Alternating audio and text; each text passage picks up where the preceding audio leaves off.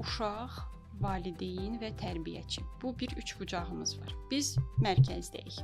Biz bunların hamısını istədiyini verməliyik. Amma hələ verməliyik ki, biz öz mövqeyimizdən dönməyək. Hər valideyn bir şey istəyir. Hər tərbiyəçi bir cür işləmək istəyir. Amma bizim başda uşaq var.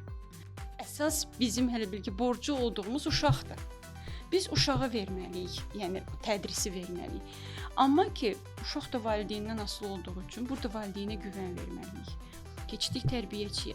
Tərbiyəçiyə işləmək üçün mühiti verməliyik.